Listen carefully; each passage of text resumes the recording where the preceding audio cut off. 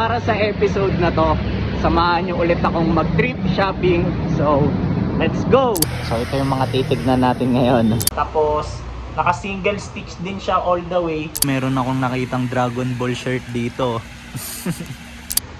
Boss, tignan nyo tong item na to. Kala ko Arc'teryx nung una. So paalam, Shin. Hindi, nandito na nga to. So ito, yung last item natin, Nike ACG na outdoor backpack.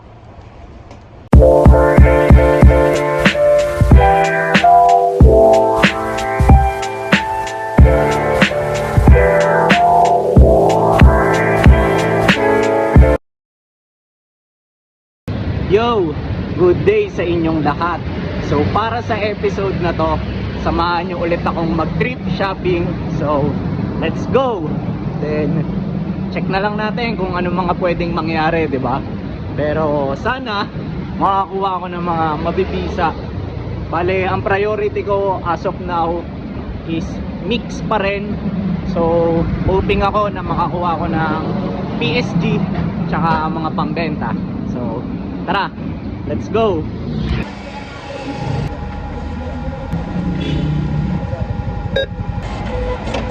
Yo, nag-withdraw lang ako. Baka kasi sakaling mapalaban tayo eh. Yo, check nyo pala yung pair na gamit ko ngayon. So AF1 na triple white. Then tinernohan ko ng Nike na nylon track pants. So okay ba? Diba? So pupunta na tayo sa unang shop, which is yung may-ari, tropa ko. So matagal-tagal na rin akong hindi nakapunta dun sa kanila. Kaya check natin kung anong mga meron sila ngayon doon. So tara, let's go! So nandito na ako sa shop ng tropa. Then ito yung mga items na nakasampay sa tapat nila. Ayan o. So ito yung mga titignan natin ngayon. Balita. Good morning. Ha? Muntik na kita di makilala. Pwesto, tangina, napakaganda naman yan. Alin, ito? Oo. Parang ano lang to, the mountain, pero hindi siya the mountain. Kaya nga, yung ganda nga ng ano eh. Design. Delta Pro Weight Ball. Basta parang US, ano din. Gildan. Gildan. So kausap ko na yung bossing ko dito. So pipili muna ako, tapos papakita ko sa inyo mamaya yung mga mabibisa dito. So sana, 'di ba, may mapili tayo. Let's go.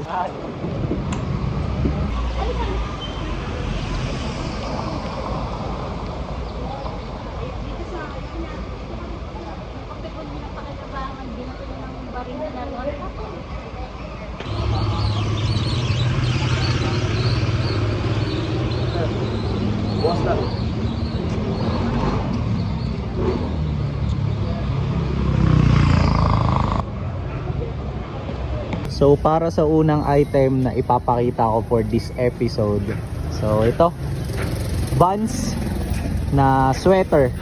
Ayan o, kulay puti. Then na-appreciate ko lang siya kasi ang ganda ng design niya eh, ganyan o.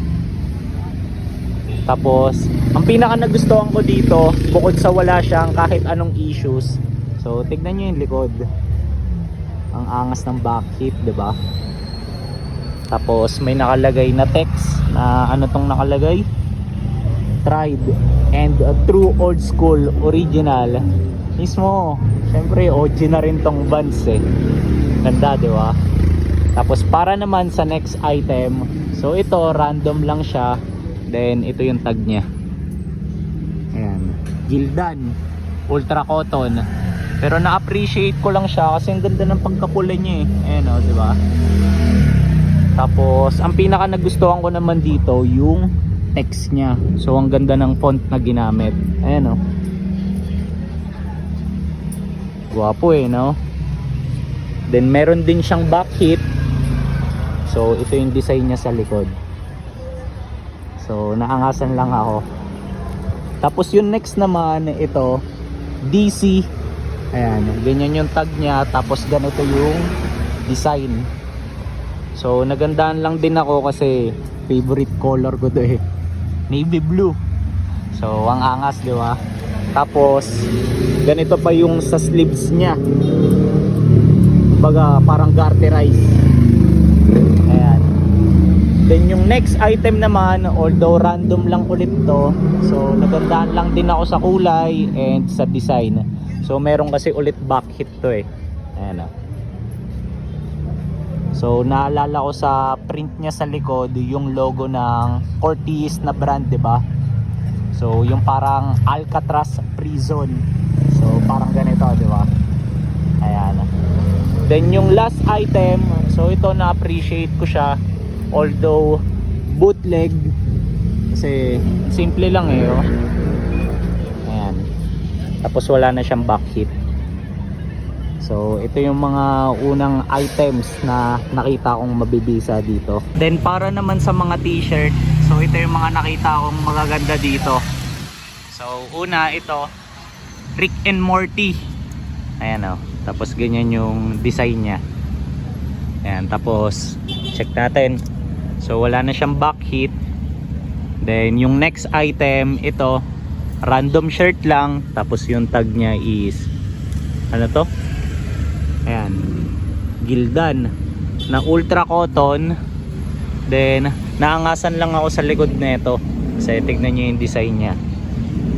Makulay, di ba? Tapos ang ganda ng mga color combination na ginamit. Litaw na litaw eh, oh.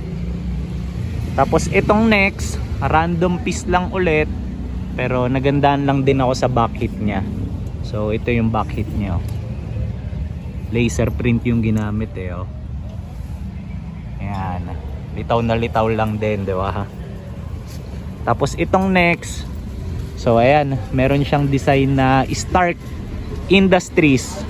So Iron Man, kaya yung tag niya ito, Marvel. Then yung pinakauli is ito, Hanes. Ayan, ganyan yung tag niya, printed. Tapos yung design niya is ito, Gryffindor. Ayan, so Harry Potter. Yo, so lumipat kami ngayon na itong bossing ko sa loob ng bahay nila. Then may mga nakasampay din dito. Tingnan nyo. Ayan o. Diba? Ayan. Tapos meron siyang mga gustong ipakita sa akin. Din yung iba nandito na. Ayan. So ngayon dito naman ako pipili.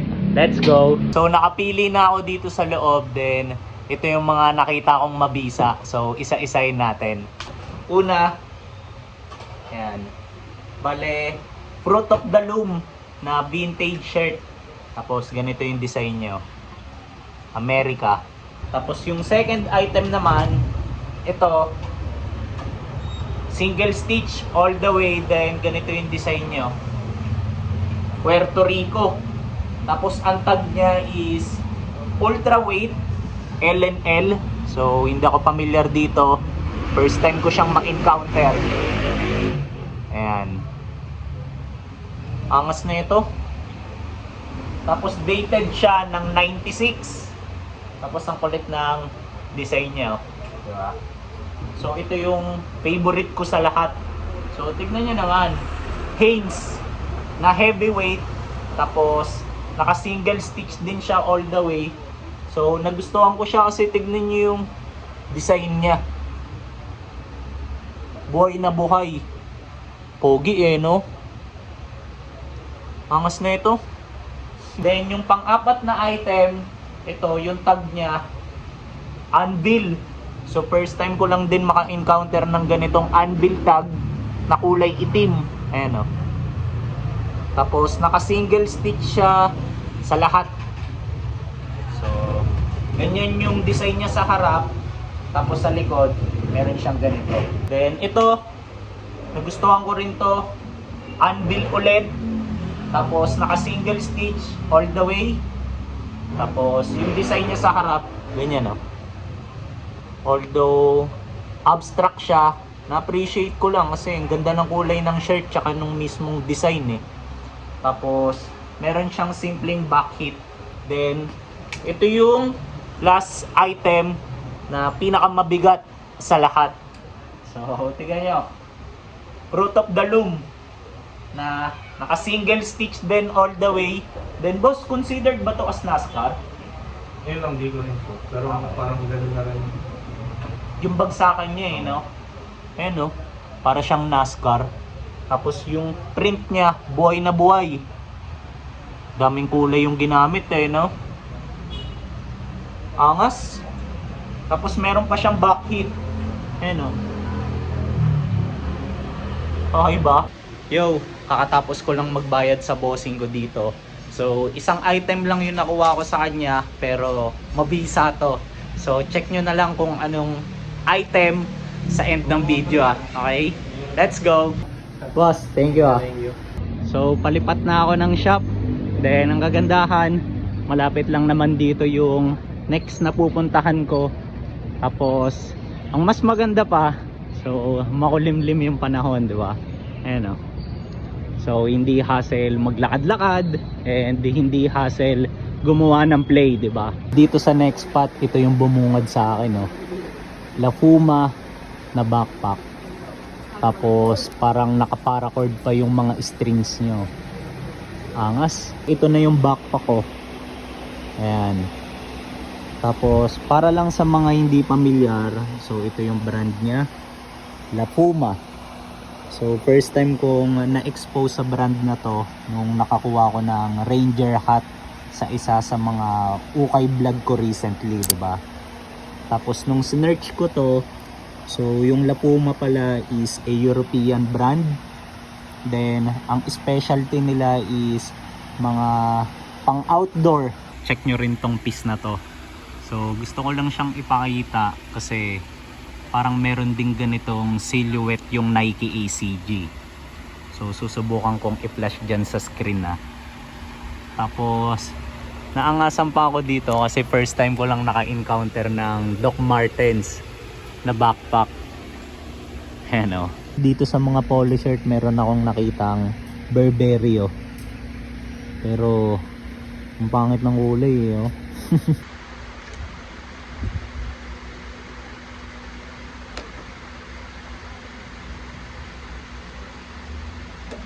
Meron akong nakitang Dragon Ball shirt dito. Ayun yung design niya oh.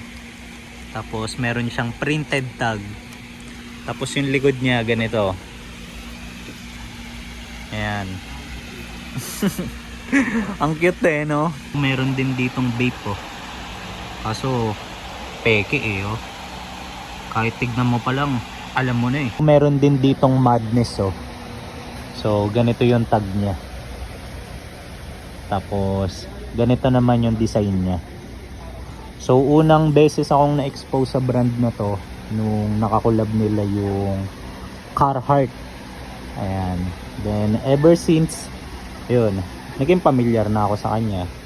Tapos, check natin yung design niya sa likod. So, wala na siyang back hit. Pero, ang cute lang. Ayan o. Meron siyang tiketa sa bandang batok, di ba? So, unusual na makakita ng mga ganitong tirada, 'di ba? Yo, so habang pumipili ako dito, nakakatuwa lang kasi merong kumbaga nag-approach sa akin. Tapos napapanood niya daw ako. Tapos ang gagandahan pa, yung napanood ni Bossing is yung isa sa mga recent episode ko, which is yung nandun ako sa Bulacan. Tapos ito, nakakwentuhan ko na si Boss Julius. So nagpaalam ako sa kanya kung pwede ko siyang ipakita. Then ito siya. Boss. Solid. So nakakatuwa, di ba? Meron tayong viewer and bagong kaibigan dito. So pili pa ako, pili muna kami. Let's go. Gusto ko lang din ipakita tong piece na to. So baleno siya na fleece jacket. Then naangasan lang ako sa kulay niya, di ba? Ayan oh. Pero hindi lang ako sure kung legit ba to kasi medyo duda ako sa part niya na to eh oh. Sa puller, ganyan yung kumbaga pagkakatahi sa text niya, 'di ba? Pero bukod diyan, yung ibang details niya, ang ganda. Okay naman. Ayan oh. Gwapo eh no. Tapos itong kasunod niya, polo na RL. Para siyang rugby long sleeves. So bala ko sanang kunin to kasi walang kahit anong issues, kaso ayan, makikita nyo naman based sa tag nya sobrang laki. So pinag-iisipan ko pa kung kukunin ko siya. Dito sa section ng mga jacket, so naangasan ako sa piece na to. So although random lang siya, ang ganda eh, 'di ba? Tignan niyo yung kulay. Tapos madali lang bagayan. Then meron pa siyang mga ganitong pattern, no. So Harrington jacket. Pogi eh, no. Akala ko Patagonia to. Kasi ayun, no, tignan niyo naman yung kulay ng logo niya, 'di ba? Tapos sa letter P rin nagsisimula yung brand name niya. Tignan niyo tong item na to. Akala ko Arc'teryx nung una. Kasi pareha sila ng logo, tapos ganyan yung pangalan ng brand niya. Loko eh, no? Pogi na itong pants na to. So unahin na natin to. So sa laylayan niya meron siyang ganito, adjustable strings para sa hem, 'di ba? Tapos yung details niya dito sa taas, so ito yung brand niya, Adidas. Tapos meron pa siyang mga ganito, parang air cool system. Tapos ayan, merong itlog ng ipis. De, joke lang, design niya talaga yan. Sige, kunin ko na yan. Cash out na ako, let's go. Yo, palipat na ako sa third shop na pupuntahan ko for this episode. So let's go. So para sa unang item na ipapakita ko dito sa third spot, so ito, Mizuno na triple white pair. Ganda ng shape eh, no? Tapos ang gaan na ito sa personal. Tsaka ang ganda pa ng condition, no? Kailangan mo lang linisan ng konti ito eh. Ito rin ang pogi na ito. So para siyang Nike ACG, 'di ba? Then ganito yung details niya. Pero di lang ako sure kung legit ba to. Tsaka hindi ako familiar sa pair na to, kung anong model siya. Pero still, gwapo eh, no? Ito rin ang ganda nito. So madali lang bagayin yung kulay niya, 'di ba? Kaso size 10.5. Ang laki sa akin, trip ko pa naman sana. Check nyo tong pair na to. Kala ko nung una Nike Cortez. Tignan nyo naman. Katulad ng atulad eh, no? Tapos ito yung brand niya, oh. AC Standard. Kulit. Meron din sila ditong mga backpack, oh. Tapos ang angas na ito. Ganda ng kulay eh, no? Nike pa.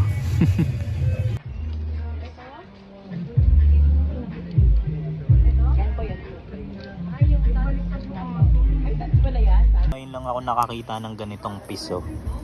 So foot locker siya. Ayan. Bali familiar na ako dito sa brand. Pero hindi ko alam na meron din pala silang mga short. Meron din ditong South Pole na brand, oh. Kaso hindi ko trip yung kulay na ito. Meron din ditong Avirex, oh. So ganito yung tag niya, oh. Pero hindi ko rin trip yung bagsakan. Dito sa mga pants, ito yung nakita akong mabisang item, oh. So hindi ako familiar sa brand niya, pero ayan, oh. Mountain Khakis.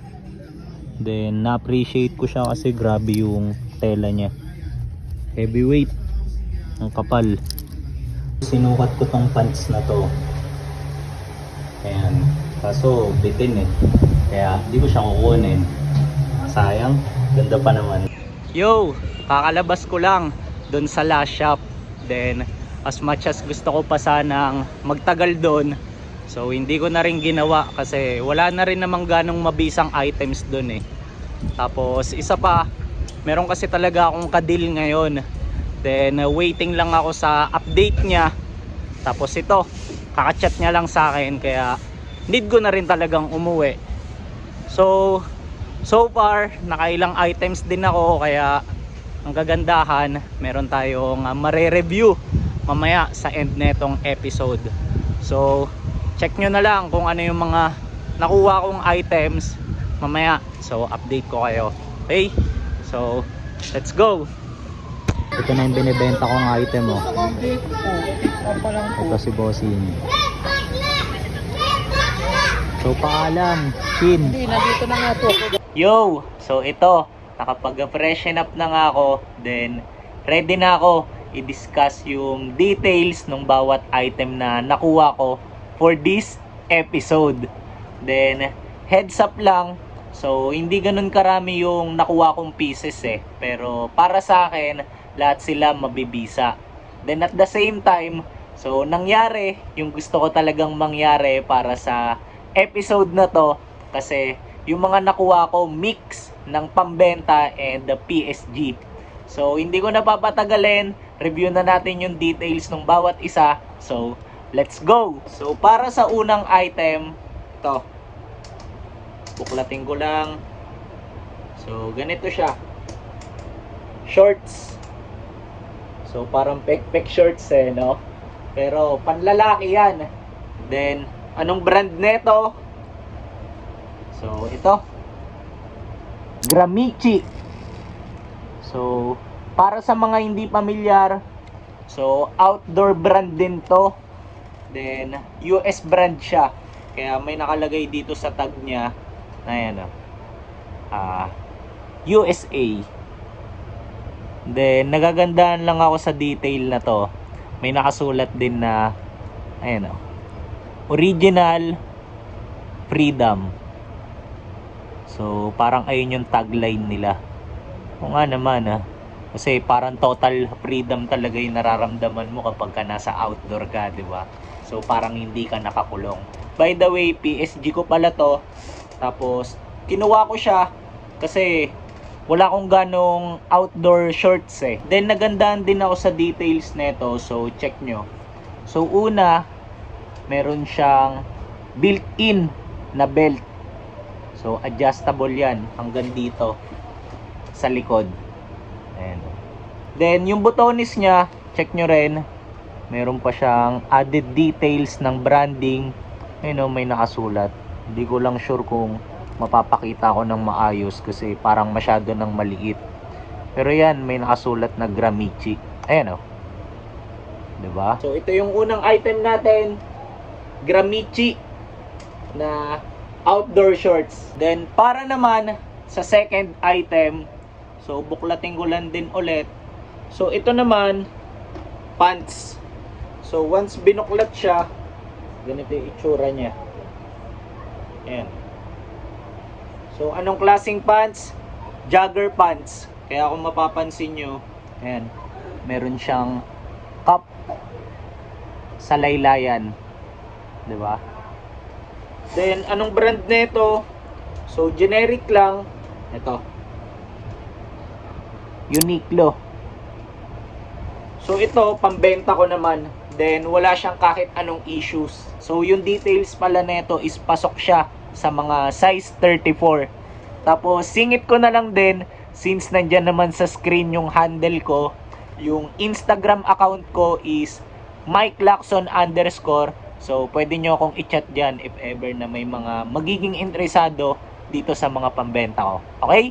So, ito, yung second item natin. Tapos, para naman sa ating third item, so, once binuklat siya, ganito muna yung itsura niya. Ayan. So, sweater. Then, anong sweater? So, ito naman yung brand niya. Versace jeans. Then, yung details nito, ayan, ganyan. Naka V-neck siya. Tapos, sobrang ganda ng tela nito sa personal. Para siyang knitted. So, sobrang lambot. Ayan. Tapos, pambenta ko rin pala to. Then, pag tinignan nga siya, para siyang unisex eh, diba? Pasok nga rin sa size ko to eh. Pero, hindi ko lang sure kung pambabae ba talaga siya. Pero yan, ganyan yung bagsakan niya. Tapos, wala pala tong kahit anong issue. Tapos, sa likod, ayan, wala na siyang design. So, ito, yung ating third item, Versace jeans, pambenta, okay? Tapos, para naman sa ating fourth item, so, ito, once binuklat siya, magiging obvious na agad yung brand niya. Pero pakita ko na, 'di ba? So, ganito siya. Yan. So, Oakley na sweater. Tapos yung tag niya, ganito. And then ito, torn pa ako kung gagawin ko ba siyang pambenta or PSG. So, hindi pa ako decided as of now. Then, discuss lang natin yung details na ito. So, wala siyang kahit anong issue sa bukod sa ito. Sana makita. Pero yun, kita naman pala. So, meron lang siya nung mga minimal crack prints. Di ba? Pero no big deal. Pogi no?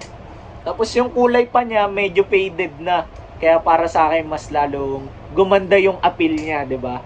Then, pagdating sa likod, ayan. Wala na siyang kahit anong details. So, ito, yung ating fourth item. So, Oakley na sweater.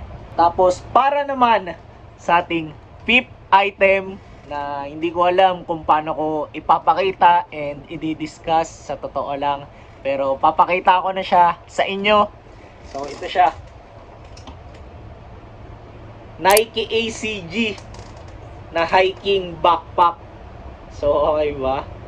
So, kaya ako nasabi na hindi ko alam kung paano siya i-discuss. So, sobrang dami kasi ng details niya Kaya hindi ko alam kung saan ako magsisimula. Pero, siguro dito na lang sa pinaka-obvious. So, ang ganda na itong detail na to. Meron siyang Nike ACG na parang rubberized yung material. Ayan o. Diba? Tapos, ang ganda nito kasi tignan nyo yung pullers niya. So, ultimo sa mga puller, sobrang detalyado. Sana mapakita. Pero yan may mga maliliit siyang Nike ACG. Dito ko sa other side. Ayan, para may liwanag. Diba? So, lahat ng zipper niya, ganyan. Ayan Tapos, nagagandahan din ako dito kasi tignan nyo. Ultimo yung mga ganito nyo. Parang yun sa strap niya. Meron ding ACG. Ayan Grabe, no? So, meron pa siyang extra compartment sa part na to. Diba? So, chinek ko to kanina. Wala siyang kahit anong issues. So, good as new. Tapos, kapag ka sa loob, sobrang luwag din. Tignan nyo naman yung tag niya. Ayan vintage. Tapos meron lang siyang ganyan all conditions gear na tiketa sa likod. Actually kahit nga wala na to di ba? Pwede naman nang hindi na nila gawin yan Pero alam niyo naman pag ACG talagang attentive talaga sila sa details. So ito, yung last item natin, Nike ACG na outdoor backpack. So since napakita ko na yung lahat ng items na nakuha ko for this episode, so comment kayo kung ano sa tingin niyo yung pinakamaganda sa lahat. So para sa akin, syempre obvious niyo na. So yung ACG backpack, di ba? Then if ever meron lang din kayong mga ibang naiisip na related dun sa mga nakuha kong items, feel free lang na i-share yung mga naiisip nyo dyan sa comment section natin sa baba. Okay? Then, bago ko lang din pala i-end tong episode natin. So, syempre, yun nga, di ba? Na-discuss ko na lahat sa inyo. So, gusto ko lang magpasalamat dun sa bossing ko, dun sa unang shop. Tapos, salamat din kay Boss Julius. So, solid din nung naging moments natin kanina, boss. Tapos, salamat pala para sa lahat ng umabot sa part na to. So, see you na lang sa next kong upload. Then, ingat kayong lahat. Let's go!